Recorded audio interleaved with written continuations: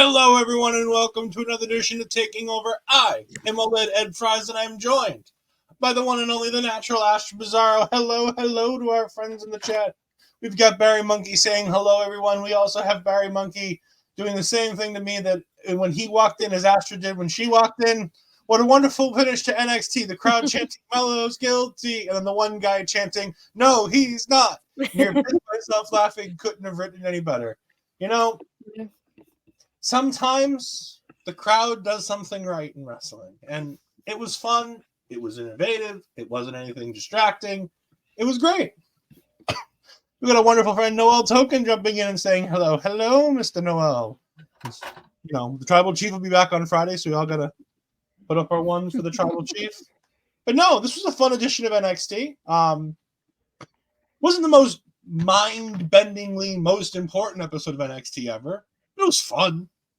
I had a good time watching this episode of NXT. What about you, Astrid? Yeah, I feel the same. Like there was nothing really bad to it, but nothing really that stood out in such a big way. But again, I just keep thinking, Melo's guilty. No, he's not. Oh, so guilty. So guilty. I can't get it out of my mind. You know what? We're just going to start there. We've got some friends in the chat. We're just going to go ahead and start there. So Trick Williams comes out to a rapturous applause. Oh, hold on. Before we do that, we have my friend Rob saying, really good equals Cora is back. Yes, she was, and she was in the main event match. We'll talk more about that later. But Trick comes out, not Trick Mello, just Trick. He comes out to, talk to Ilya Dragunov, to go ahead and go, face to face with Ilya now that he is the Iron Survivor winner. And he starts rattling off some stuff. It's a fun promo. He starts talking about who he is and all these different nicknames he could give himself relating to basketball players.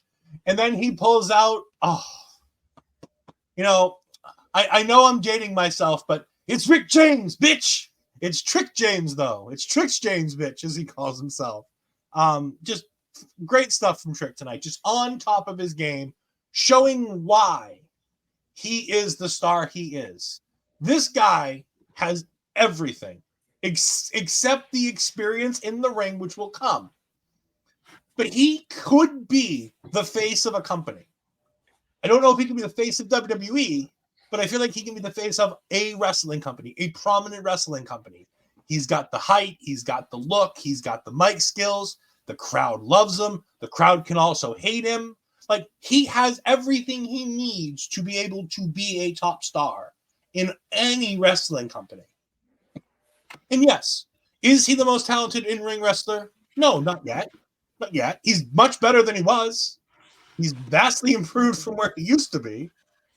But you know what? He goes out there and he has banger matches. Now, granted, they're giving him banger partners when you talk about he's having matches with the likes of Ilya Dragunov, Donovan Dijak, Tyler Bate, Braun Breaker, to an extent, Josh Briggs. But most of these guys are seasoned veterans, if not from here, from around the world doing top tier wrestling against some of the best in the world. Tyler Bate, it may have been the British Indies, but everybody who's everybody wrestled in the British Indies before AEW came along. So when you were the Progress champion, or when you were doing things like Tyler Bate was doing before NXT UK, you were wrestling at the level that NXT UK would be at on a week in, week out basis. When you have a guy like Dijak, who was in Ring of Honor, learning from some of the best, at the learning tree of Jay Lethal, people forget the House of Truth and that Dijak was part of the House of Truth and Ring of Honor. This guy's been there, done that with some of the best. Has he done it here in WWE? No, not really. But he's gone out on the indies and had matches with people like Keith Lee that are still talked about today. Dude is a star. And now Trick is becoming that by working with these guys. And then Ilya comes out. Ilya's in a good mood. Ilya's having fun. Ilya even says, you've got the crowd in the palm of your hand. Whoop that Trick. That's the part that got me. Hearing Ilya say, whoop that Trick. Oh, just fantastic. But then Ilya says it's time to get serious. And come New Year's Evil, it all comes to an end for you, Trick, my boy. And Trick wants to say no. And he's like, look, before I would have looked at you and you would have said that, and I would have been cool on the outside, but inside I've been wondering if I could hang with you. But now I know I can hang with you. And come the end of that match, I'm going to be the champion. And I'm like, oh, Trick's losing. Trick's really losing that match. See, Malindi. Well, it is what it is. At this point in the promo, Where you cut off? I said, what was your thoughts up to this point in the promo? It's just nice to see, like, not only Trick getting embraced by the crowd is the first thing that I can think of as it was happening. Plus, it's nice to see that fun, kind of silly side of Ilya. It doesn't happen often, so it's nice to see it on screen. And for him to, like, really go, like, be an equal to Trick as they're doing this promo together here, because that's what it looks like. As they're like celebrating each other, because even Trick said is like, usually like I will talk trash about like my opponent, but like kind of like not tonight, I will not do that to him. And that he kept speaking really well about Dragunov as well, so I like seeing that there too. It's like he has that respect from Dragunov, and they have earned each other's respect at this point. And then Mello's music hits, and Carmelo Hayes decides to walk. He limps sort of his way down the ramp, because for those that didn't see the beginning of the show, Carmelo Hayes was found laid out in the back with a chair nearby his leg, saying that he'd been attacked. Why are you acting like that? Why don't you believe Carmelo? Because at least he was walking and it wasn't from behind. He claimed it was from behind. Anyway, sure. Anyways, Carmelo gets in the ring and he says, Trick, I'm sorry to interrupt you. And Ilya's like, you know what, boys? This has nothing to do with me. I'm going to go. And Melo's like, no, you stay, because I know who attacked me. It's the same guy who attacked Trick. And it's you, Ilya. And Ilya's like, excuse you? Is there somebody else here besides me? Because I didn't attack you guys. And the best part is Ilya's playing it off. And Melo has these great reasons. Like, say what you will about the believability of Carmelo Hayes in all of this. His rationale is top-notch. He's thought this through. He talks about who had the most to gain from trying to break up the Trick Melo gang? Ilya. Who was the one who started putting the nail in the Trick Melo gang? Well, the answer is Mark Talks Wrestling, but Ilya. Hi, Mark. I'll get a comment on that tomorrow. Anyways, Melo continues going on about how the best thing for Ilya to do was to take them and split them apart, because he can beat one of them with no problem. But if the two of them are a unit, he knew that he couldn't beat them. And he did it again to make sure that at New Year's Evil, it was just going to be Trick. And Ilya's like, dude, I knew you were arrogant. I didn't know you were delusional. And he tries to go ahead and explain it away. And he tries to go, and Ilya's just like, look, this ain't me. I didn't do it. And Trick starts believing this for like half a second.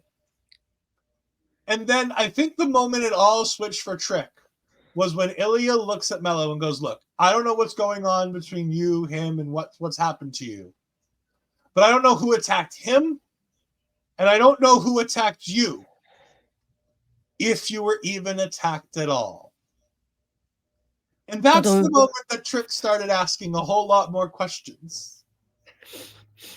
And then they start to get into a fight over the championship, because Melo says that this title should be Trick's anyways. Not sure how it should have been Trick's anyways, because theoretically, if he's taking that case, it should be Melo's championship. But again, we'll let Melo's delusional ideas go through on this. He takes the championship belt, and the three of them start fighting with it, and it ends up clocking Trick right in the face. And as the show goes off the air, as Barry Monkey says, you have he says the one voice saying no, he's not. There was a couple more than one, but there was only a few. Where there's a whole lot more chanting, Melo's guilty. And there's a few other voices saying, no, he's not. Oh. I like a little bit of soap opera in my wrestling. Like, is this good soap opera? No. This is bad Spanish telenovela. Tell me I'm wrong. Tell me I'm wrong. No, you're not wrong. You know as well as I do that some of these Spanish telenovelas are top-notch.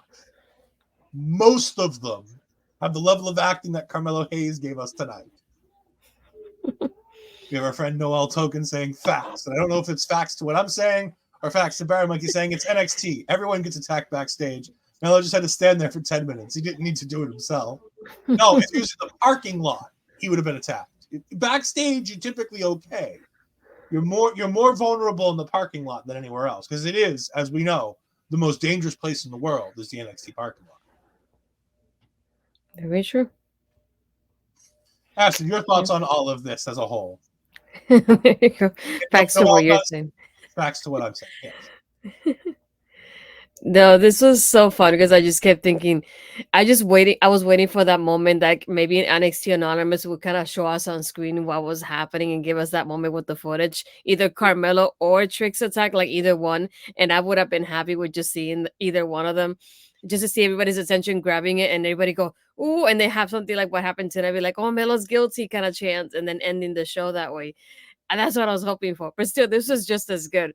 To hear the crowd chanting, and I still have it in my mind. It's like, Melo's guilty. No, he's not. Yes, he is. But no, this was at the end, even though it's supposed to be serious, it was still so fun to watch it. At the same time, just thinking of like that back and forth. And once Dragunov said, if you were even attacked, I went, ooh, we're not the only ones seeing this too. Okay, good to know. But no, this was fun to watch though overall. Yeah, it was a good time. Going back to the beginning of the show, we have Trick Melo both getting into the arena. They're walking through the parking lot, and Trick gets, the paparazzi come, and Melo graciously walks away. No lingering looks, no jealous stares at Trick as he walks away. Just normal Melo just walking away. And we come back from the NXT opening and the recap video of everything that happened at Deadline. And Melo's laying down, acting like he's been attacked. Oh, boy. I put in my own notes, I think he did it to himself. I don't want to say it out loud because my phone will detect it, but I just want to say, Alexa, play Attention by Charlie Puth. See?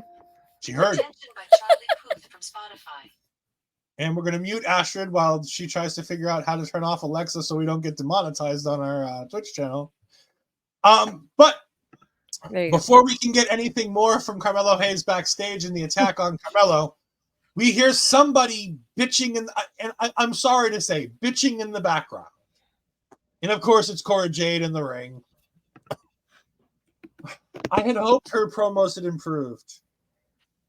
They didn't. No. Also, her fashion senses seem to take a nosedive as well. Because I'm not sure how the leather bottoms to the jean shorts look works. I don't know if somebody's doing that and it's a popular thing, but it looks awful as hell. I love that my favorite part during this, like, my brother heard her and he told me to switch the iPad where I was watching it from for him to watch it. And then he goes, she sounds a lot like AJ Lee. And I was like, yeah, because AJ Lee's mother to her. I literally said that. And he goes, I know, but he doesn't have to copy her. And he's like, she sounds like her cadence and everything. It's just AJ Lee. And I'm like, that's how it's always been with Cora. She's always sounding the same. Yeah, I was gonna say tonight. There are nights where I felt like you guys comparing to Cora to AJ was a bit off. No, tonight it was dead on. And not only was that, the promo I was hearing in the back of my mind as I'm listening to this promo was the promo from the night after WrestleMania when AJ gets upstaged by Paige. But it's that promo of her proclaiming that she's defeated everyone in the division because they had a battle royal at WrestleMania and she beat them all in the battle royal. Of course, my friend Rob, one of Cora Jade's biggest fans, loved it. Noel Token says, yeah, no, not at all. It wasn't any good. Barry says, lying on the floor with no signs of life should be Von Wagner's permanent job at NXT. Could be Oscar winning. Poor Von Wagner. He'll never get out of the Barry Monkey sight, even on a show he's not on, like tonight. Thankfully, we didn't have to listen to Cora Jade for too long, as out came Lyra Valkyria to cut her off and talks about how in 4 months, while she says that nothing has changed here and that the only thing that's really changed is that the crowd hated her before and they love her now. And I'm not sure if she was listening to said crowd, as a handful of them that were making noise, the only handful that were making any noise, were booing her as opposed to cheering for her. We do have our friend Bobby Munson in the chat. Hello, my friend. We are doing well. Enjoying a good night of NXT. And of course, the co-host of Ladies Wrestling Showcase, Mel Ball Collins. Thank you for joining us, Mel. Mel, you'll be happy to know Eddy Thorpe on a 4th consecutive NXT show. 3 NXT things, plus he was at Deadline this weekend. All kinds of Eddy Thorpe for you, but you might not want to watch tonight. It didn't turn out well for him. Lyra comes out and says that while a lot of things may not have changed in the last 4 months, some things have. She's no longer the girl or woman that she was before. She's now the NXT Women's Champion. I'm like, well, yeah, that's what the belt means. Like, we know that. That's why Cora attacked you. Because you have the belt that means you're the champion. Poor Alpha. Poor us having to listen to Cora Jade tonight. But thankfully, Blair cuts her off. And she starts talking about how to remember, Lyra, you can't get distracted by Cora. Because you and I still have a date at New Year's Evil. And I'm like, yeah, I have a bad feeling that's not going to be a singles match by the time that comes around. I have a feeling the singles match for the NXT Women's Championship that Blair is going to get is probably going to be at Vengeance Day. And I think the match at New Year's Evil is probably going to either be a triple threat or is going to be interrupted by Cora Jade, prompting the other match to be a triple threat. Either way, the real match this is going to be a triple threat at some point in the near future. And it could be a fatal 4-way come stand and deliver if they can get all the pieces in line like they started to tonight. I think that there's a way to make all the dominoes fall that this becomes a fatal 4-way. What about you? Yeah, I can see it happening. I do see like having those moments of like Cora saying, "Okay, you won the Iron Survivor, but I pinned the champion tonight," so that could be her claim into getting that title shot.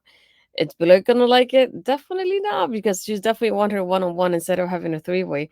But maybe we do have it 1-on-1 on New Year's Evil, and then Cora interrupts him, and then making it a 3-way for the next show, and then afterwards we get Tatum added to that too. Because after Blair comes out, of course, Nikkita comes out, and she decides to start throwing hands, and everybody starts brawling. And, of course, Shawn Michaels and Assistant Ava go ahead and start pulling their best Teddy Long, playa. It's going to be a tag team match, playa. So we'll get them in the main event in a tag team match. And as my buddy Von Pelt says, I look forward to the Generation of Jade. There's never going to be a Generation of Jade, Rob. No. Not until she gets Mike.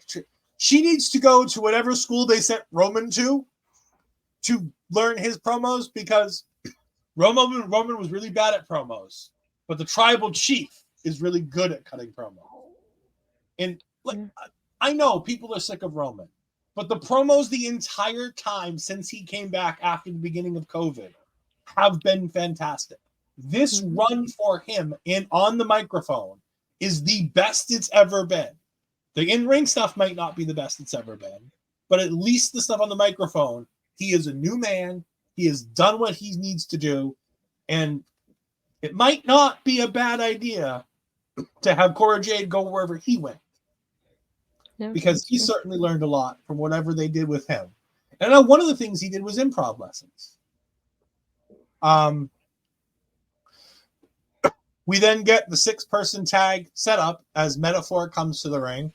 But first, we have a Dragon Lee promo where Dragon Lee basically tells us that Wesley was supposed to be the champion by saying, "I'm dedicating my reign to Wesley." And I'm like, well, if you're not a transitional champion until we can figure out what the fuck to do with this title belt, I don't know what you are anymore.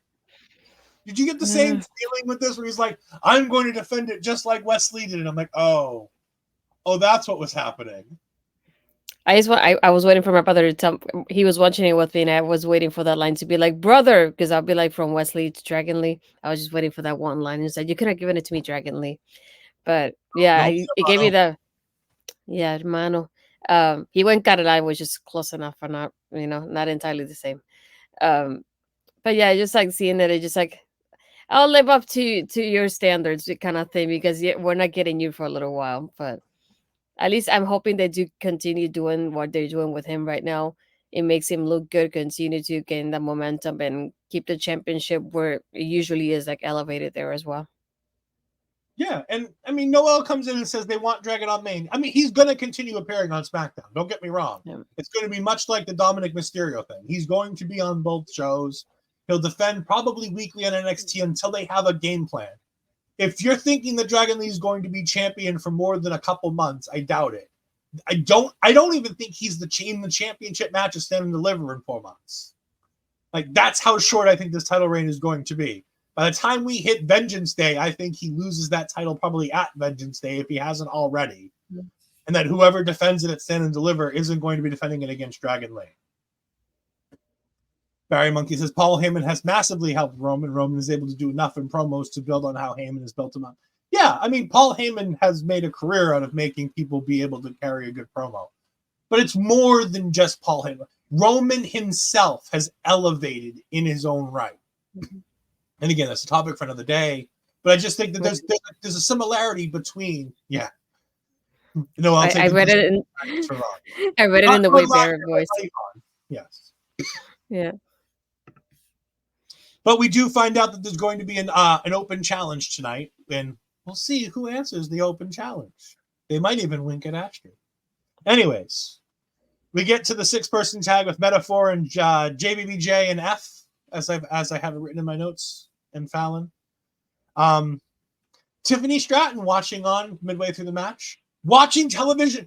Shockingly, watching television the right way. On the right angle. They put the camera behind the corner of the TV so that Tiffany Stratton's looking at the television and the camera in the same shot. It's possible. I know. It's unlike anything in wrestling to have somebody watching television the correct way. It's amazing what you do when you have people watching a television where you don't need to show them what's going on the TV. And you just need to see them watching the TV. Yeah. But Tiffany then later on comes out to attack Fallon Henley. This leads to Fallon Henley beating her all the way to the back. And it leads to Josh Briggs taking over this match and getting a big, big win when he pins Noam Dar himself. A lot went on with this match. Lash Legend obviously is a mixed tag. The women have to wrestle the women because this is WWE, not AEW or anywhere else in the world where intergender wrestling is allowed.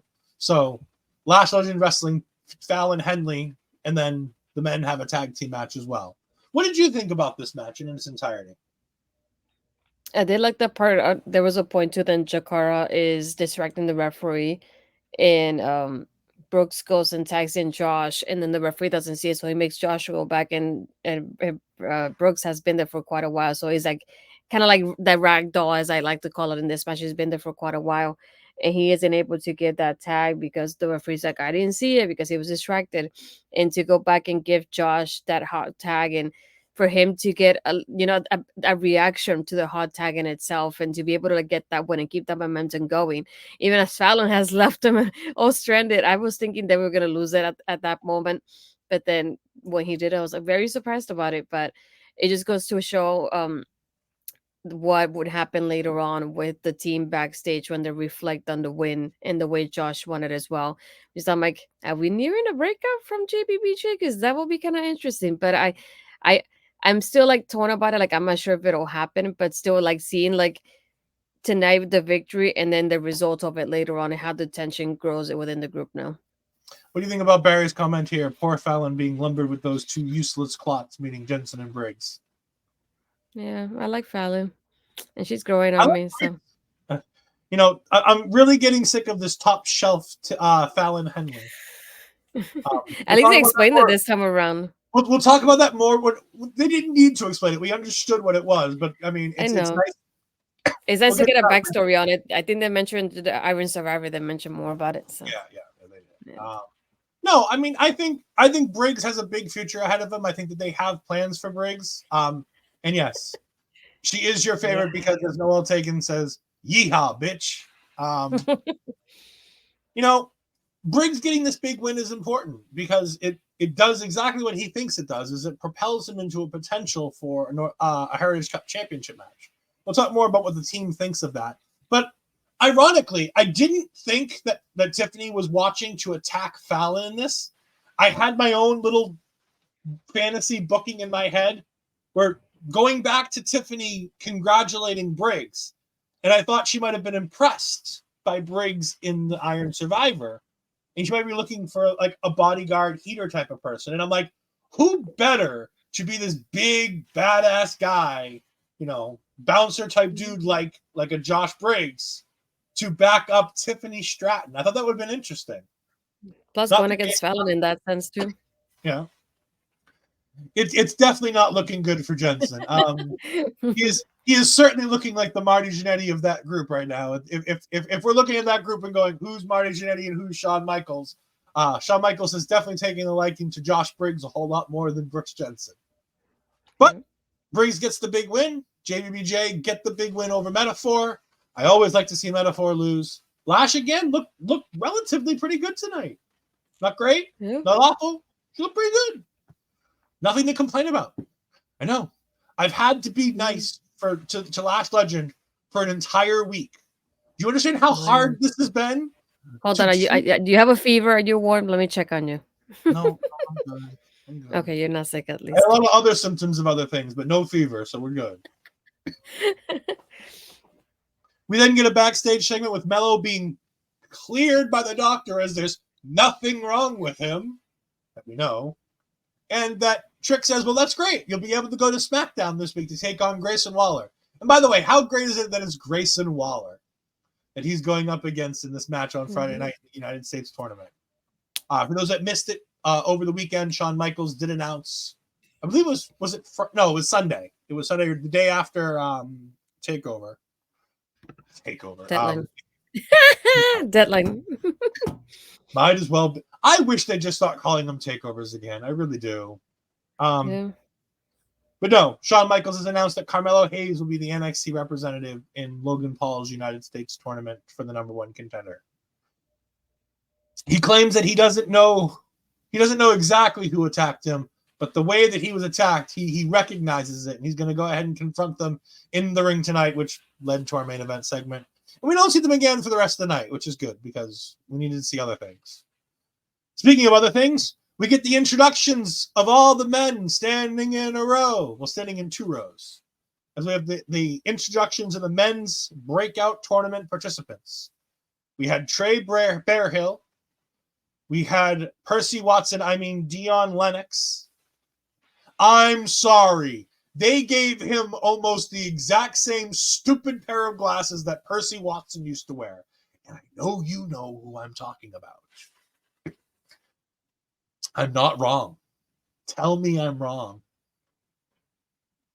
Anyways, we also get our man Luca out there. You see Luca with no sleeves on his shirt. He just has the sleeveless vest on, looking jacked. That poor guy's gonna have a bad second round match if he wins next week's match. But we'll talk about that in just a moment. We also see Riley Osborne, Tia Hale's crush. What I didn't understand when you were talking about it last week. It completely missed it that Riley is part of Chase U. And I was like, oh, look, there's a guy from Chase U. You're like, we talked about this last week. I'm like, no, you talked about it. I have no idea what you're talking about.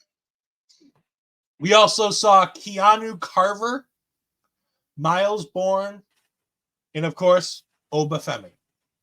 But before the situation can be addressed and we can get into the match in the ring, Lexus King comes out with a steel chair and knocks down Trey Bearhill. By the way, for those that missed the weekend shows, Trey Bearhill does have Indian Native American descent, so the character isn't as bad as it's potentially going to be, but we won't have to worry about it because we won't be seeing him in the Breakout tournament, as Lexus King is later announced by assistant Ava to be taking his spot because In her words, all the other competitors want to beat him up. Well, this tournament just got a whole lot less interesting. And then let's cue the clip of Ed going, and no sign of Lexi's kid in this breakout tournament. Well, He you wasn't. spoke into existence. You they spoke it gave into existence. They gave us 2 video packages of all the people in this tournament, and there wasn't hide nor hair of Lexus King in either of those I video know packages. you wanted him to be on it, then now you have it. Yes, I did want him to be in it. I didn't want him to be in it as soon as I saw that my man Femi and Luca Carusafino are both in this tournament. And now I'm very sad because they're both my man Luca and Oba are in the same side of the bracket, which means they have to fight each other probably next week, which isn't going to be fun. What's the name of the fan? Is it the Lexus offenders are going to be happy about this, right? Is that what it's? No, we're not talking about that stupid name that idiots on the internet gave. My God, how stupid can people be? Although it's not much better than the one that the guy gave the Oba fans. But we'll talk about that in just a little bit too. We do have Noel saying, isn't that a second Native American? Yes, we do now technically have 2 Native American gimmicks on the same show. And neither are the same, which is nice. They're different types of Indian characters, Native American characters, however you want to determine this one. I'm born and raised here. Indians is the first word that comes to mind. I'm sorry. I know. Yeah, me too. We're taught Indians in Puerto Rico mostly. But yes, it's the first time we have 2 people that are from Native American heritage and different is it tribes? I guess they're called. But yeah, different backgrounds. So it's good to see the diversity within the diversity as well. So. Yeah, they're different. Like they're being portrayed differently. Eddy doesn't have the face paint and the stuff like that. Trey looks like he's going to be going with the war paint style, more like a Tatanka that we were raised on, as opposed to a Chief J Strongbow or things like that from way back in the day that Asher doesn't know about. Also, another comment from the chat. Wouldn't it be great if now, as a precaution from the attack, Mello will be praised by Von Wagner in the tournament? No. I don't know who's obsessed with who more. Me and Nikkita Lyons or Barry and Von Wagner. I don't know. By the way, we'll get to Nikkita Lyons. I have a nice little graphic for that. We also have Barry saying, Femi didn't look great. Femi looks fantastic. Although, I will say that Keanu Carver looked incredible in his match when he lost. I will. You almost got there. It's not Caster, it's not Carver, but it's almost there. Carver. Carver. Keanu Carver. Just call him Keanu. It's like Keanu Reeves. I was going to say it's Keanu Reeves for me. It's a big hulking black version of Keanu Reeves. But we'll get to them. Femi versus Myles Borne. Poor Myles was the first thing I saw when I saw that these 2 were fighting each other. Poor Myles. No more tournament for Myles. By the way, I'm just surprised. We see Gulak later on. Gulak doesn't seem to care that he lost this match, and you would think he'd be upset. But then maybe he understands because he saw Femi. And at one point, Femi, I've been watching wrestling for a long time. I really have. I'm an old man. I may look young, but I'm turning 40 in just over a month from now. I'm turning 40. I've been watching wrestling since I was like 9 or 10. I'm as old as WrestleMania. I know how old I am because I think of what WrestleMania it is, and that's how many years old I am. Anyways, I've never seen anybody with the power and strength and height to be able to do the fall-away suplex without going to the ground. Like, Femi took this little man, and by the way, Myles Borne is not small by any means. This guy's like 6'2", 6'3". Like, he's not small by any means. But he took this young man and threw him over the back of his head with a fall-away suplex and didn't leave his feet. That was ultra impressive. I'm a big Femi fan. I was glowing with him when they brought him in about, 6 months ago? And they gave us one match with him, and I've been wanting him ever since, and I'm so glad he's back. Becky says, 40 bloody youngster. Noel just says, wow. Yeah, I mean, I don't look 40, but I am. Trust me, I feel 40 every day.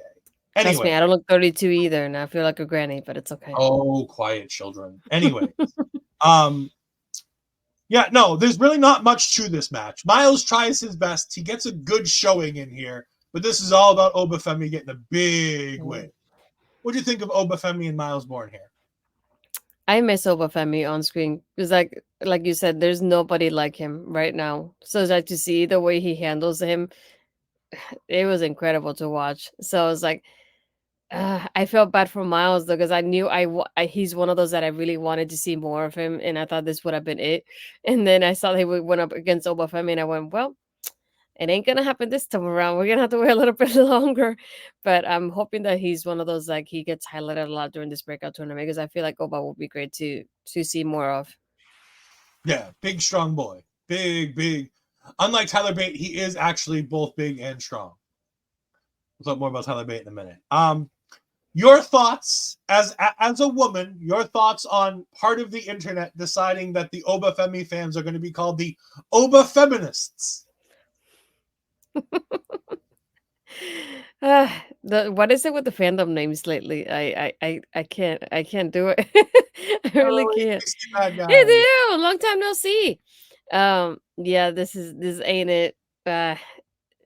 I don't know how to describe it right now, to be honest. I'm still speechless after I saw that.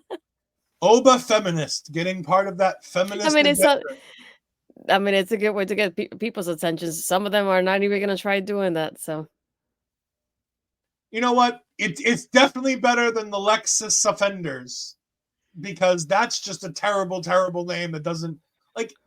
Oba feminists at least is a positive idea.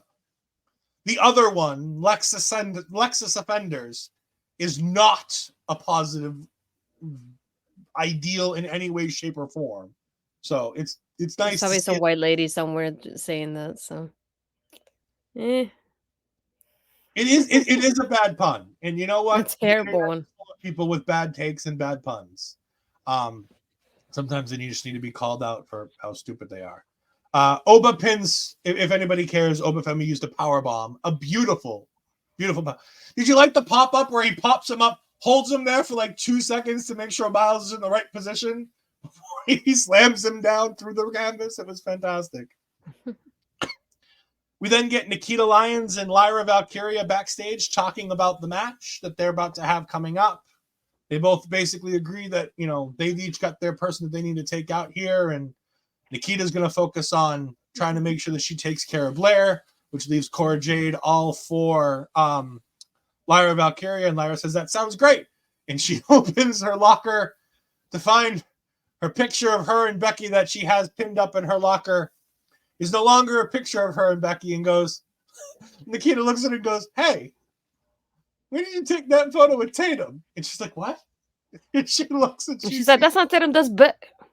No longer Becky. Oh, that was great. Again, sometimes going back to elementary school and high school and shit like that is funny as hell. And this was great. Like, it's just so stupid and silly. But you know what? At the same time, it's fine. It's a gag. It's a gimmick. I'm cool with it. What about you? Nah, it just made me laugh because she was like, who's that in the picture with you? And I'm like, did you not know who Tatum is? I'm like, look, the picture itself looks funny with her picture on top of it, though.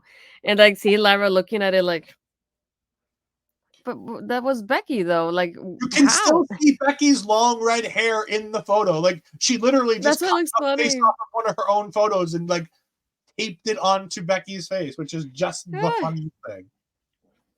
Yeah. But we have a backstage segment, and of course, because it is, all I have to say now is it's Tiffy time. Yes, Tiffany Stratton backstage, and she shuts Kelly Kincaid up right away. She doesn't want Kelly Kincaid to talk at all. And she blames Fallon for her losing. And Kelly Kincaid's about to interrupt her about that. And she's like, no, not yet. You don't talk yet. And she starts going on about how Fallon is lower than her and how Fallon Henley serves people like her. And then she has this great line. How dare she call herself top shelf? 1, she can't reach the top shelf. And 2, she can't afford the top shelf. People like me drink top shelf, not her. She then gets up and walks away. No way. I love that part. She tells Kelly, you can talk now. And then when Kelly's about to talk, she walks. Tiffany was on fire tonight. This was great. Mhm. Yeah, I love the idea that they're finally playing into this top shelf Fallon Henley bullshit. Like, I know Fallon dropped it as like a one-liner in a promo, and it's nice when you have these little things that people leave in a promo that other superstars pick up on. And again, it just, where's the line? Bobby Fish, we miss you. I mean, we don't really miss you, but we do. We don't. What did you think about this? What did you think about Tiffany Stratton going at top shelf Fallon Henley? It was clever though. I do like seeing like little bits of that, or like you said, you pick up on what they do and what they say, and you revert it back to them somehow. So it's like that was nice to see. Yeah, I was like, I like how it's going to. I like the back and forth here, and I feel like Tiffany has grown so much the last few months that I feel like it could help Fallon to grow in that certain way too by just feuding with her here too. So I think it's something that could benefit both of them. We need Tiffany kind of busy right now since she won't be in the title picture anytime soon. So yeah, I feel like it would be good for both of them right now. The other thing I think it does is it's nice to show that either Tiffany or whoever's helping her put together her promos, because remember, this is developmental. There are still many people helping them put together their promos, just like there are people helping CM Punk and Seth Rollins put together their promos in the main roster. Somebody made sure to tell her not only to use the words top shelf, but to bring it back to herself, to make it make sense in terms of Tiffany's character. And I think that's the key to showing the improvement that Tiffany's made. Is it's not only a short joke, and it's not only you can't afford the best things in life. It's going back to Tiffany Stratton of being daddy's little rich girl, and that she does get the finest things in life, and that she is the star, and that she's better than everybody else. And she's not MJF, but you get the idea. And I like the fact that bringing it back to her makes it make sense in terms of her character, which shows a massive improvement for her, because it's not just words, it makes more sense. Sorry about that. We then get Dragon Lee, and his open challenge is answered by Tyler Bate, the big strong boy, who, even though Astrid missed it, as he's getting ready to do his little roll into the ring, he stops and he looks at the camera and he winks at the camera, to which I messaged Astrid, he winked at you, and she had no clue what I was talking about. You missed it, Astrid. He gave you your opportunity and you missed it. But go ahead and talk about Dragon Lee versus Tyler Bate here. No, I really love this match too. It's nice to see this because it just reminds me of like John Cena's like US like open invitational kind of thing. I feel like it highlights not only Dragon Lee as a champion, by Tyler Bate as a competitor as well. They had such great chemistry. Like they had a good back and forth, and it was really fast paced, which is exactly how I love my matches to be most of the time. So I enjoyed it from beginning to end. And it's nice to see Dragon Lee going, I'm here, and let's elevate the title in a way by giving this opportunity every single week and do the sort of thing that Wesley would do every time he was champion, and living up to that kind of standard from a championship, especially the North American Championship. And thinking back of like we had Dirty Dom as champion, and Dom obviously still had to have his championship matches, but they weren't as often as how Dragon Lee is going to put them and how he plans to put them up in here as champions. So I think that's also interesting to see like a little bit that contracts that they have between each other here as well. But still, it was a fun match to watch. Yeah, I like the idea that they both kind of knew each other and they knew kind of things they were going to do in the beginning. There's a lot of I know what you're going to do, and reversals of reversals, and like a double drop kick on each other, things like that. Neither one can really hit their big move because they both know it's coming. And Dragon Lee gets basically a spinning DDT. The Call of the Dragon, I believe it was called, by Vic Josephs in this match. New name for it. Looked great. It's a basic move. It's not. I don't think it's a finisher or a special move, but it was good enough to get the win here, which is fine. And yeah, a big win for Dragon Lee to keep pushing this along. We got Dominic Mysterio's only fan in the world coming in with Barry Monkey saying, obviously Dominic made it special, not a regular thing. I am so glad we're not going to have to hear any more of Barry talking about Dominic Mysterio as the North American champion anymore and how great he was and all this and that. Because finally we'll be moving on from the North American Championship and Dominic Mysterio and moving on to other people in NXT, hopefully becoming the North American champion. Right now, in the middle of the show, we're going to go ahead and we're going to play the calendar of the things you can see this week on our local establishment. You've got me hypnotized. Push me out of myself. You've got me hypnotized. Whoa. I can see, I can hear, going crazy by the light. It's got me hypnotized. You've got me hypnotized. I get you out of my head again.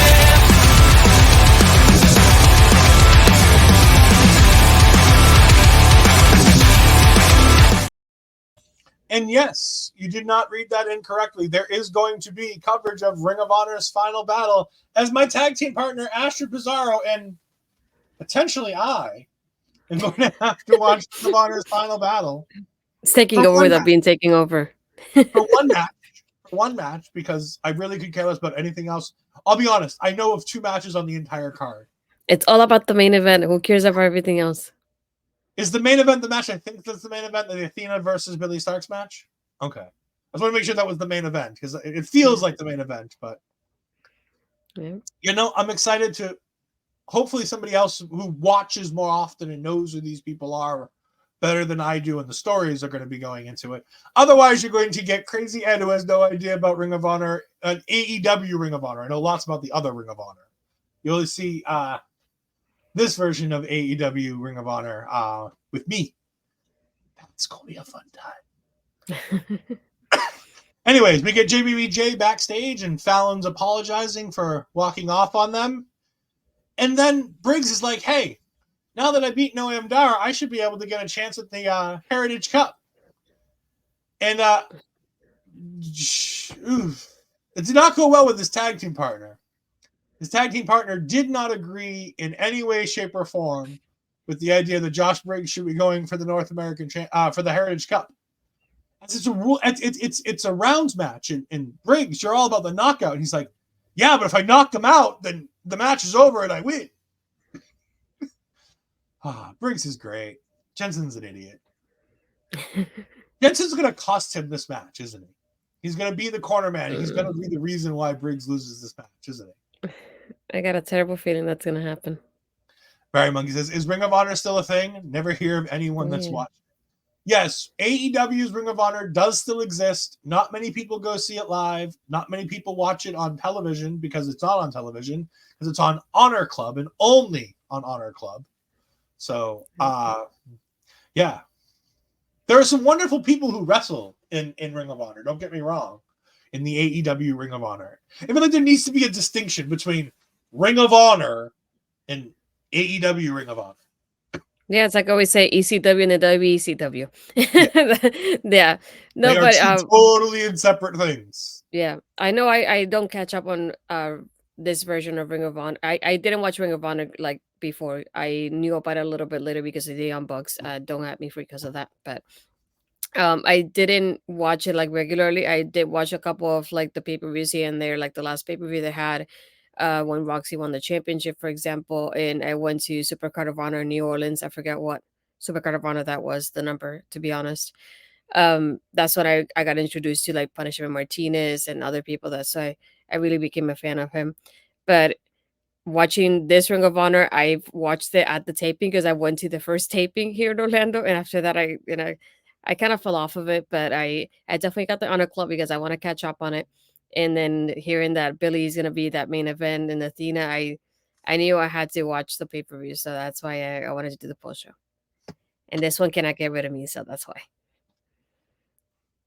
Yeah. I honestly, I'll be honest, I just didn't want you to do the show by yourself. Also, in slightly sad news, before we continue on with the show, we do want to go ahead and pay our respects to one of my favorite actors, Andre Braugher, the captain in Brooklyn Nine-Nine. Fantastic, funny guy. I've adored him in many and many of things. I've seen him on House. I've seen him on a whole bunch of stuff. I thought he was really great. Has passed away today at the age of 61. So that's a sad one for me. I'm losing a lot. I'm losing a lot of my heroes this year, and I don't like it. I don't like it at all.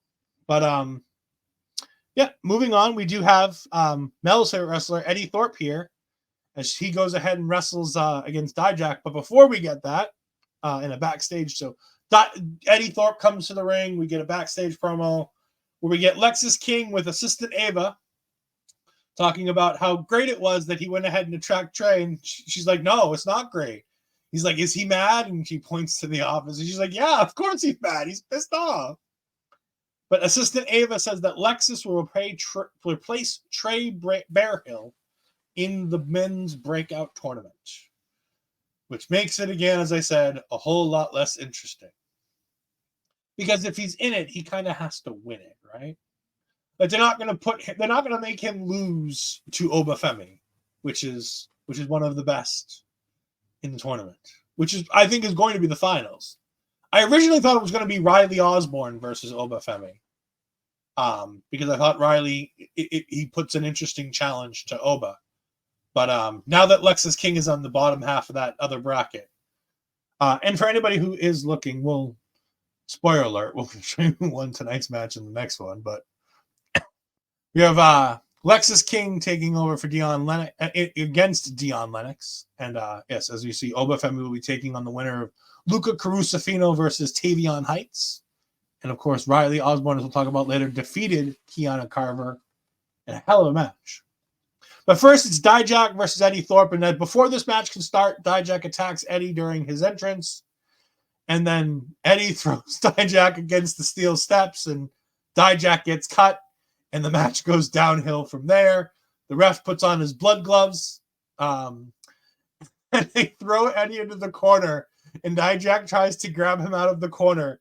And gimmicked or not, rips the turnbuckle off the corner. And everything just falls apart, and there's no more top rope. And then because they don't know what to do, he takes the entire turnbuckle handle, like the metal handle that has a turnbuckle attached to it, with the pad still on, and starts beating Eddy Thorpe with it to get the disqualification loss. This thing was a fucking train wreck. But the image of Dijak, just blood streaming down one side of his face, with just constantly beating up on Eddy Thorpe, while Mel won't find it fun. And, I'm sure, Eddy, if you need somebody to nurse you to health, I'm sure Mel will be more than happy to come take care of you. Yeah, what'd you think of what there was for Dijak versus Eddy Thorpe? I was going to say the weekend. This is a match. And I think the bell rung.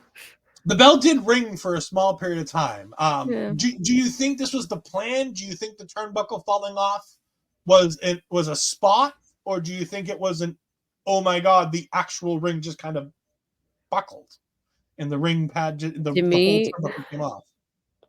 I was torn about it, but I'm almost leaning towards the side that it feels like something just happened, like they had it planned out and just came the way it was supposed to be. Because I don't see, you don't see anybody's kind of facial expressions to give you the idea that it looked like a surprise to them in any way, shape, or form. So that's what I thought of. I just thought it was funny the way he just kept holding the turnbuckle and beating up Eddy the way he did. I was like, what the heck is happening here? This is definitely not the match I expected to have tonight. But I'm guessing they're probably trying to save the match for a bigger, a bigger one of themed NXT, or maybe for a pay-per-view, maybe for New Year's something Evil. like that. I thought New Year's Evil, but 3 weeks. I don't know. The only thing I kept thinking, it would not be a steel cage, because that's what they did with Keanu and Roxanne, and they don't tend to put the matches back to back in a way like that. So definitely another kind of gimmick match for them. Noel says, who did Dijak piss off? I'm sure Eddy Thorpe certainly pissed off Dijak. No, I don't think Dijak's being punished in any way, shape, or form. I think this is what you get with Dijak, I think, to an extent. He's a gatekeeper to a degree. He's not there. He's probably not going to win a ton of championships, but he's a stable veteran who can give a great match with almost anybody he's put in the ring with. He can look great even in defeat, and he can often elevate the talent he's working with to a degree and give them much needed experience. Like I said, working with a Trick Williams, the matches he had with Wes Lee, with before he left, Keith Lee. I mean, Dijak's been putting on bangers in NXT for a long time, and this guy I don't think he's being punished. Like, yeah, he didn't win the Iron Survivor. That's fine, because it continued the storyline with Eddie Thorpe, so it makes sense that he didn't win. He didn't win here tonight, but again, depending on how you want to look at it, he certainly won because he was the one beating up the other guy with the piece of the ring that was available to him. As Barry Monkey says, NXT is certainly an unsafe working environment. Yeah. I think that if they did that vote of no confidence that they did with Triple H back in the day, I think most of this NXT locker room would vote no confidence on HBK. And Barry Monkey says, one of those awful ropeless underground matches. Great. No, I don't think it's going to end up in... They already had Eddie Thorpe in the ropeless NXT match. I think if they do anything with this in some way of like a big match, I think it's going to be the fight pit, which means we'll get the steel cage with the top on it, like the walkable top, the one where they can fight on the top of the cage. Mm-hmm. I think we'll get that, which has ring ropes, so it's not, as Barry says, one of those awful ringless ones. I mean, it'll be a steel cage with a bit extra on the top.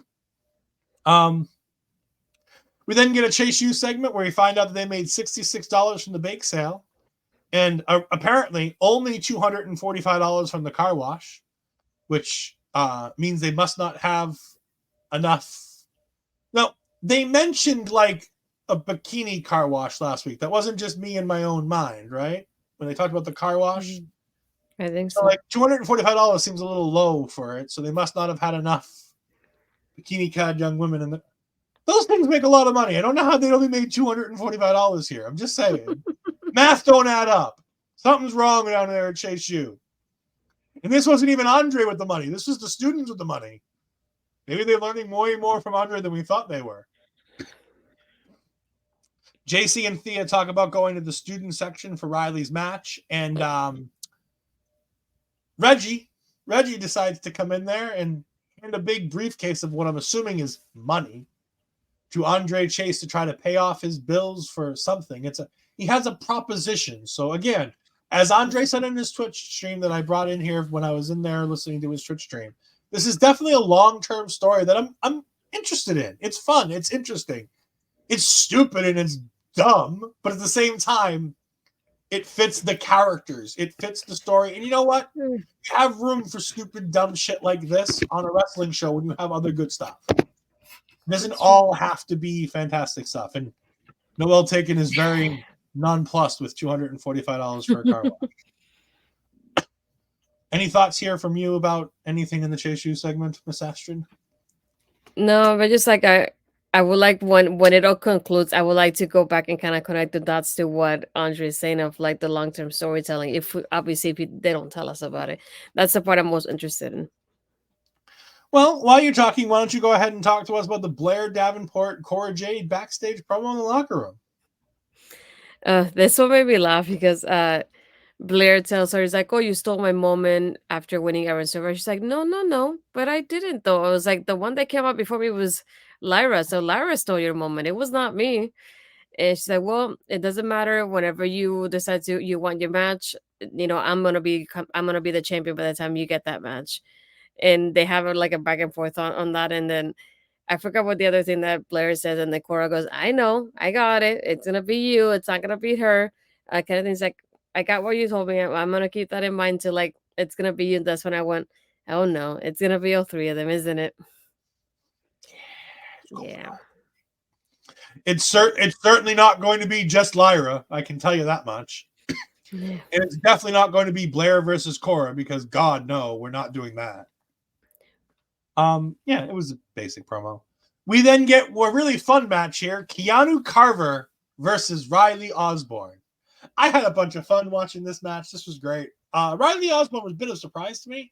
I didn't know how flexible and fun and running around he can be.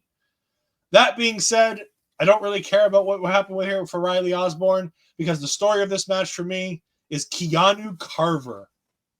This dude is a bigger, badder version of the alpha male Monty Brown.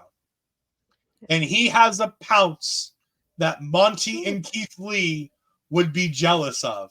Because when he pounced that poor little white boy almost ended up out of the ring. As Noel Token says, dude is a beast. Yeah, accurate. That was like, and I love how the way that it was more than the way that Riley bounced off the ring that the crowd went, ah! Like you can see the crowd behind Riley just like jumping up and down, and to see that reaction was just incredible. Because I was like, I was waiting to see how they would react to it, and once it happened, I went, ooh, that's good. I love it, and it's nice to see that quick reaction to what happened, and just like the way they did, I was like, yes, keep this going with him. It's going great so far. This is apparently Keanu Carver's television debut for NXT. Apparently, he's never been on Level Up, from what I understand. I didn't do a long, extensive search, but apparently on a short, quick search of the internet, I did not find him having any matches on Level Up. But no, this was a great match. I think Keanu Carver looked fantastic for everything he did. Riley looked great. Riley gets the win with a massively great shooting star press. But Carver looked, as Barry Monkey says, does look like a future star. I mean, obviously, grain of salt on all of these guys. They're very young. You know, anything can happen, and, you know, they might not be this great with other people. But Oba Femi, Myles Borne, Riley Osborne, and Keanu Carver all had great matches tonight. All of them had moments where they shined. Like I said, in my mind, Keanu Carver and Oba Femi both were the stars of their matches.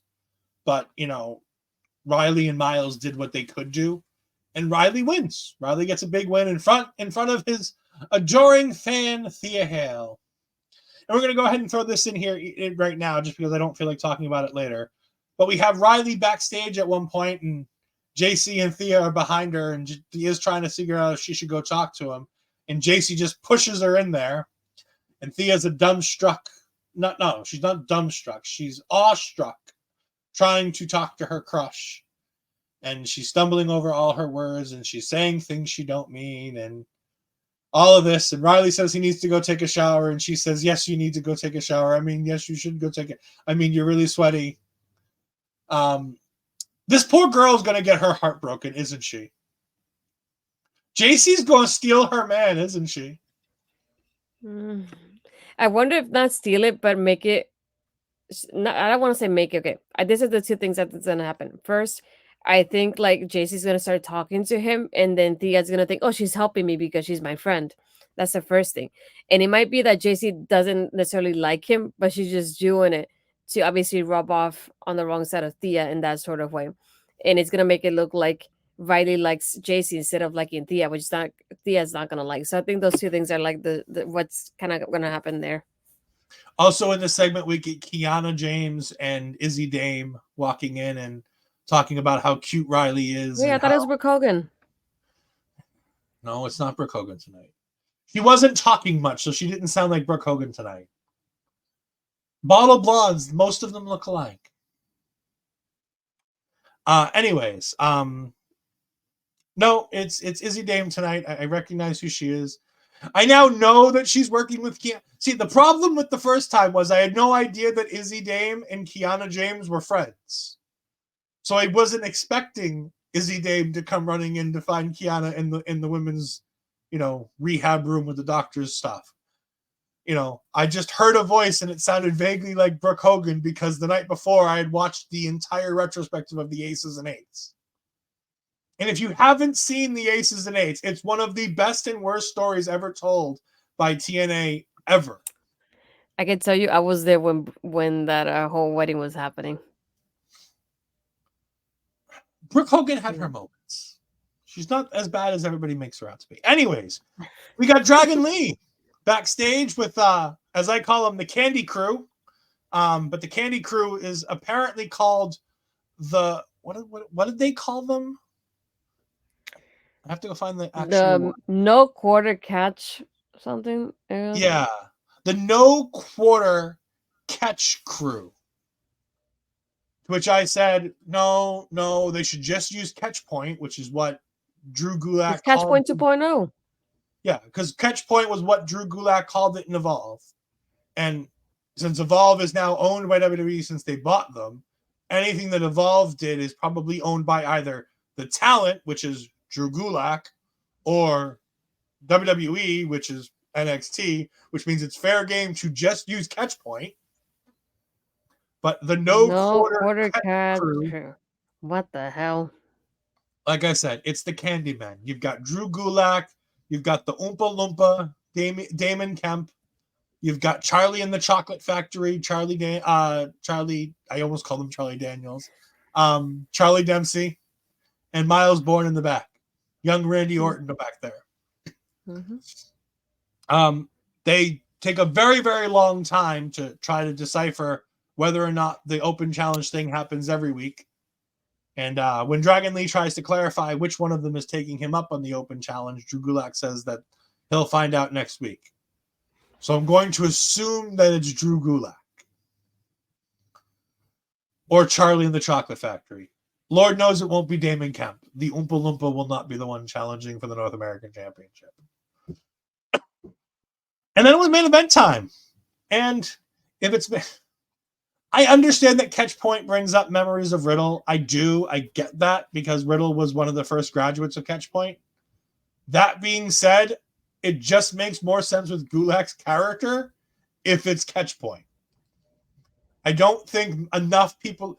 The problem is that not enough people know what catch point is, so they just figure they might as well just make something up on their own. Here's what it is. But since we're at the main event, we have the return of...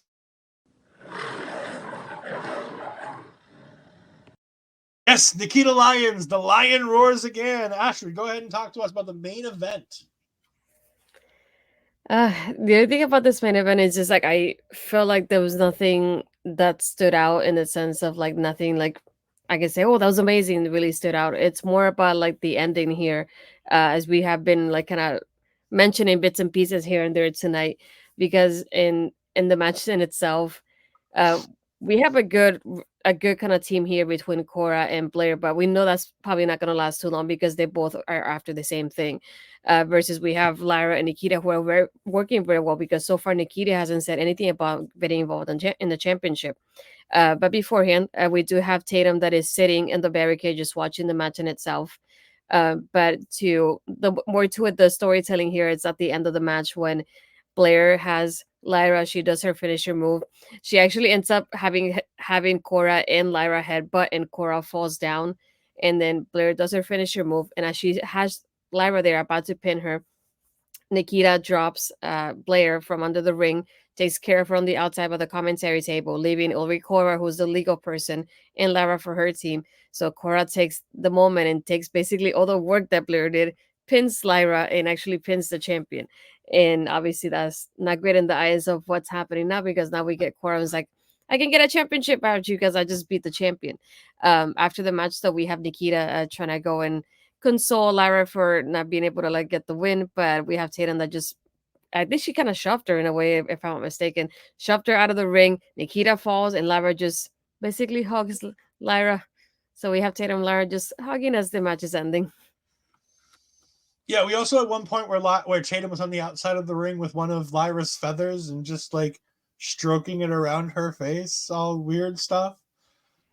I like weird Tatum Paxley. I'm down for whatever this goes. I'm more worried for my man Big Body Javi more than ever now, seeing this Tatum Paxley, and hopefully it's just a character, not the real Tatum, because otherwise, run Javi, run. Anyways, no, it was a good match. Everybody looked good in this match. Cora Jade's offense looked a lot better. Her wrestling seemed to improve.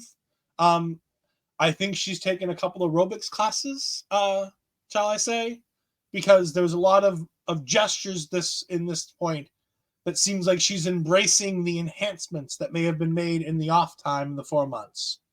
I'm sorry, we can't not bring it up. Her character is gone from I'm just a bitchy little girl to I'm the sexy bitchy little girl, and it can't not be talked about. I apologize.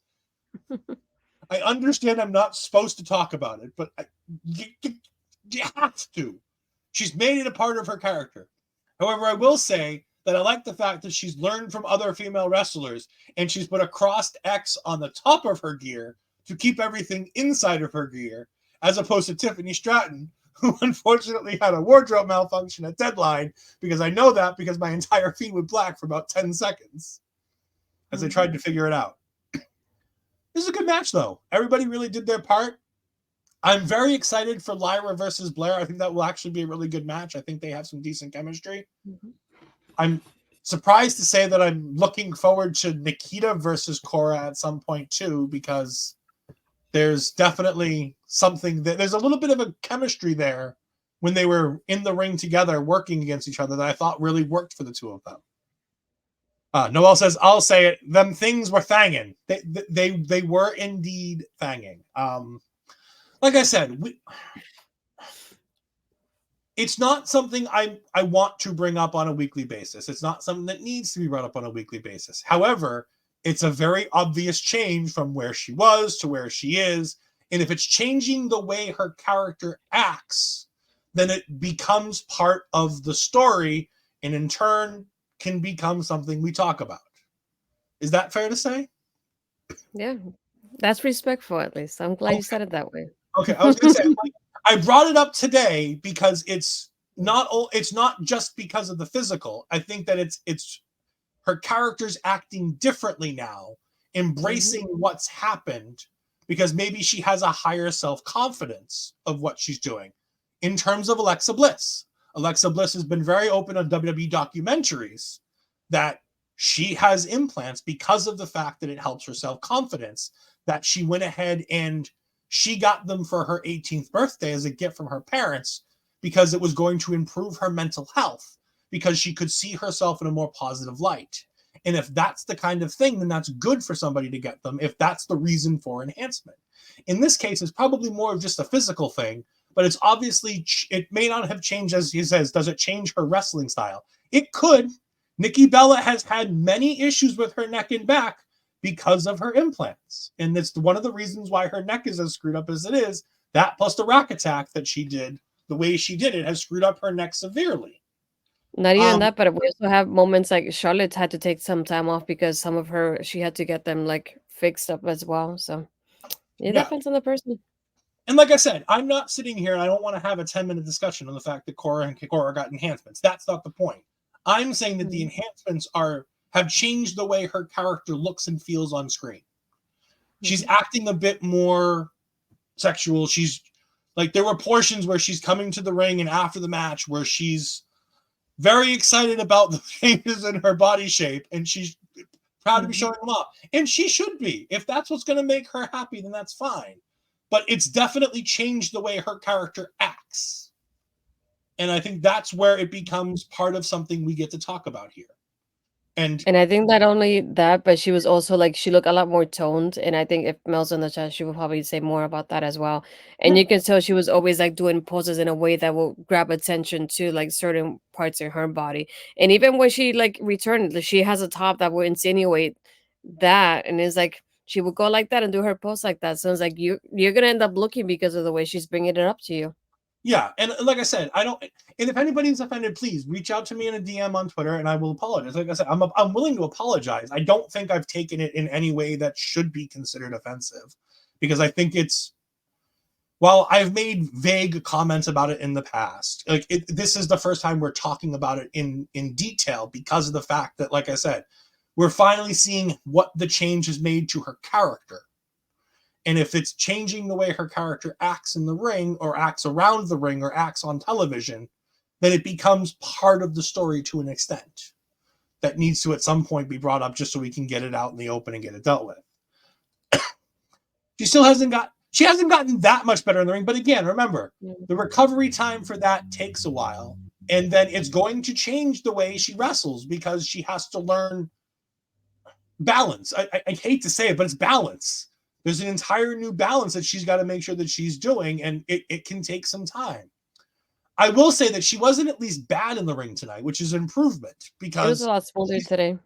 She's had some bad matches in the past, and she looked pretty good tonight. The four of them looked really good tonight. Nikkita in her first match, her first live television match in almost a year, looked very good as well. Again, these two are two women that I think, along with Fallon Henley, are going to take massive steps forward in 2024. And we're going to have a talk about that. We'll probably do a recorded episode where we talk about what we think might happen in 2024. Barry also brings up a point. It's sad that we live in a world where young girls are made to feel like they need these procedures. I agree. I wholeheartedly agree with Barry's statement there. Sorry I didn't keep it up longer, Barry, but we'll talk about it a little bit here. It is sad that we live in a world where this is something that people think they need. Again, going to the Alexa Bliss route, that she felt more self-confident and it was an improvement to her mental health when she got her implants. I always feel that it should be and Vince isn't around. I think this was entirely a Cora Jade decision as opposed to a WWE decision. And I'll say that because there are many women on the NXT roster who aren't gifted in the chest department, who are being pushed. Whereas in the old days, Vince would be like, boob job or no push. And we know this because we've heard from people like Trish Stratus, who have had them done because the company requested it, had them removed, and I believe she even, for her own mental health, I think got them put back in at one point. I don't know if she has them back in, but I know at one point she had them removed because she was having trouble with her yoga that she started, the Trish Stratus yoga program that she's been doing. I really didn't think this was going to be a topic that we spent this much time on. I didn't know Serena Deeb, so I can't speak to that on my own. I haven't seen that, but I mean, it's entirely possible. Like I said, I'm using the ones that I know. Charlotte Flair, Alexa Bliss, Chyna had definitely had work done. And now Cora Jade. But again, I think Cora Jade is the first of a new generation where Alexa's happened before she was ever on WWE's radar. Those don't count.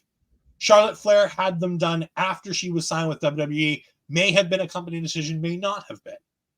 But I know that they were done after it was after the Ric Flair versus Shawn Michaels match. Because if you look at pictures of Charlotte before at WrestleMania on the side of the crowd and then in the ring, Tiffany did do it as well. You're right. I was gonna say he forgot his favorite. I mean, I wasn't gonna. I was getting there. I was going through other people. Tiffany, yes, Tiffany definitely did have them done. And again, that could have been her decision. It could have been a company decision from Vince McMahon. There's no way to tell on that one. We know that Cora Jade probably isn't because Vince isn't in charge anymore, and Lord knows he really didn't care much about most of the talent in NXT. He may have taken a liking to Tiffany Stratton beforehand, but we don't know. I'd say both Tiffany and Cora Jade are probably the first in a line of women who are getting them done because they choose to, as opposed to being pushed by the company. Not pushed. They're suggested by the company, shall we say. I can't say push because I don't know if it's pushed. Mm-hmm. So I can say suggested. Because we've all heard that they've been suggested by members of the talent relations department. And by the way, that's a terrible practice that should never, ever be done. If the women don't want to have work done, they shouldn't need to have work done. End of story. Like I said, people like Alexa, if they want to have it done, great. If Cora Jade did this because she wants to, great. Her and Braun can have a whole bunch of fun now. But at the end of the day, it should be the woman's decision. As all things with a woman's body should be a woman's decision. We don't typically get political here, but in the United States, we're having a very, very big time right now with women's bodies and women's rights, and women should have the right to fucking choose for themselves. Sorry. Yeah. Do you have any thoughts on any of this as a woman?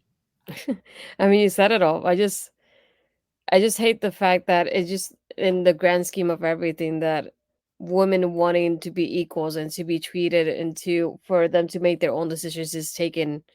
It takes offensive. Some people take offense to that, and it shouldn't be that way. And it's like, you're a man, you take your own decisions. Nobody says anything about it. But if a woman doesn't, people start talking about it, and I don't think it should be that way. It's I don't want to get political in that type of sense, but again, it's like if you think about the greater aspect of it, it's human rights. It's like, how come some people get human rights automatically, and some of us have to do certain things to get our human rights? It doesn't feel fair to me. But again, life isn't fair. So we know that happens often.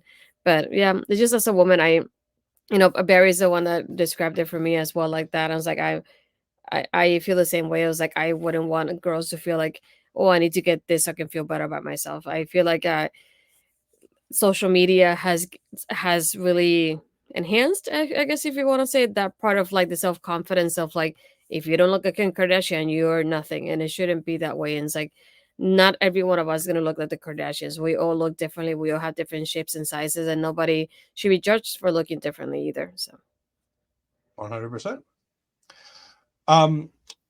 To finish out the show, because we only have a couple things left, we're going to go ahead and put on a high note here. We got Gallus and Hank Tank next week as they verbally go back and forth, and that's awful. And then Joe Gacy shows up driving a forklift and drinking a coffee.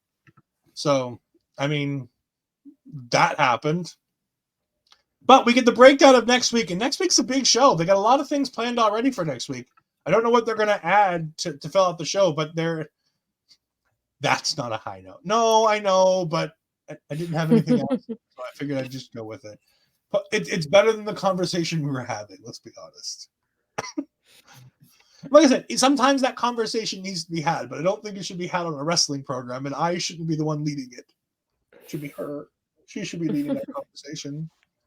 Anyways, next week we get Lexus King versus Dion. No, what's his name? Lennox. Yeah. Dion Lennox. Yes, that's the one. Yeah. Here, we got some graphics. We got Thea Hale versus Kiana James and Izzy Dame. She spells it with an I? Fuck. All right. We've also got Lexus King versus Dion Lennox and Tavion Height versus our man, Luca Carusafino, who liked our status that we posted on Twitter. So if you go ahead and check out Astrid's Twitter page, and you'll see that Twitter page in just a moment. But he liked it, and so very nice of him to go ahead and take the time to do that tonight. We also have Tiffany Stratton versus Fallon Henley next week. We also have the North American Championship on the line as Dragon Lee takes on one member of the No Quarter Catch Crew, as I call them, the Candy Crew. And we also have Gallus versus Hank Tank announced. So next week is looking like a pretty big show. But Astrid, speaking of big things, you got some big things popping. So why don't you go ahead and tell us all the wonderful things that you have going on, starting with this lovely T-shirt. I do have the shopware for you wear. So if you go to the website, they have the hoodie and the shirt. I know I have people like Mel who posted hers. Mike ordered his. I ordered mine too. So if you haven't yet, here is that's the link and the QR code if you want to get it from the shop. And then other than that, if you like to shop at W Shop, I'm just letting you know I do have an affiliate. So if you scan the QR code, I still have a link if you like it as well. Just to disclaimer, the prices don't change or anything for you. It just, as you're using my link, a little bit of the percentage goes back to me instead. Other than that, you can find me on my Twitter and Blue Skies, astridpizarro, and Instagram and Threads, astridpizarro20, and everything else you want to find it's on my YouTube channel. I'm hoping to end the year with 150 subscribers on my YouTube channel. I believe I'm either 1 or 2 away from that. So if you haven't subscribed, please do. It doesn't cost you anything. And then you can click on the bell to be notified whenever I upload or whenever I'm live as well. Yeah, bunch of fun time. Please go ahead and subscribe. She does all kinds of great work over there. We greatly appreciate it. And for me, mine's very, very simple. You can go ahead to edfries202584 on Twitter. I tweet about Funko Pops. I tweet about wrestling. I tweet about all kinds of crazy stuff. You can also find me and my gaming content here at twitch.tv/edfries2002. Now that our local establishment stuff is slowing down a little bit as the year is ending and we're getting ready to do some new stuff, I'm going to have some time, hopefully, for some more gaming streams on my own, so you can go ahead and find that stuff there. Remember that also coming before the end of the year, we're going to have Marvel Talk. We're going to be doing an episode. I'm watching it tomorrow night and the next night. I'm going to go ahead and giving Iron Man 1 a watch as me and Andre are going to be going back and doing the Marvel Rebound as we go ahead and go all the way back to the beginning of the MCU and give our thoughts on all of those wonderful things. So we're starting right at the beginning with Iron Man, and we're going to go all the way through.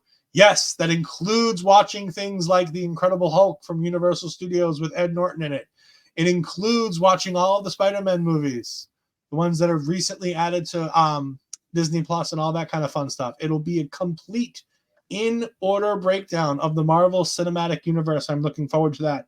You will also, I've talked to Andre so I can confirm this, between both, or myself or himself, one of us will be on a daily basis going ahead and posting reviews to our YouTube channel recorded reviews probably of every episode of What If Season 2 that starts dropping on Christmas Day on Disney Plus, as they are daily episodes. We'll be posting those episodes on a daily basis, and it'll be either myself, just Andre, or the both of us going ahead, depending on when schedules work. And also remember that coming up in the new year, we are also going to be having the Echo reviews, as all that drops on one day. So we're trying to figure out how to review 6 episodes of Echo on one day. That's going to be a whole bunch of fun. That's going to be great. And also, I can confirm that there will be a year-end wrestling review that I did the same way I did it last year. We're going to be using different companies. I will be representing WWE/NXT. I can confirm that Mel will be representing Stardom and New Japan. And I'm going to be reaching out to a couple other people to represent potentially MLW and potentially AEW. So go ahead and, oh, she is still here. Yay. Yay. I was wondering that too. Sometimes Mel pops in and out, so I wasn't sure she was still here. But you can go ahead. They're amazing. Thank you for joining us right at the end. We greatly appreciate it. No, the Silver Surfer is not part of the Marvel Cinematic Universe, so we will not be doing it. So here's the thing, Noel. Last year we did do TNA. However, the person who I would be using to review TNA hasn't watched the entire year of TNA like she's supposed to. So I don't know if she's going to be ready for it. So I've decided to potentially include MLW, as we do have an MLW recap show on this network as it is. So I'm thinking of reaching out to one of the fine gentlemen who review MLW for our local establishment itself to go ahead and jump in that spot. We could potentially have a TNA one, but I think 4 is probably the limit on what we want to do for that. So we shall see. She says she's getting her breakfast ready. No, it's fine. Like I said, we did TNA last year. If you go back and look at last year's, we had TNA included. But I don't know anybody who's watched TNA for the entire year who's willing to be on screen and do it with us. And I wasn't going to reach out to Barry Monkey. So, although if I'm going to do TNA, I might just have Barry Monkey on screen for once. That way he can be on this side of the thing instead of just poking random comments in the chat. Anyways, that's going to be a fun video we got coming up. But we will see you guys next time. I am going to raid out to somebody. So while I go ahead and get the outro playing, we're going to go ahead and raid out. Thank you all for joining us. We greatly appreciate it. And we'll see you next week. Goodbye.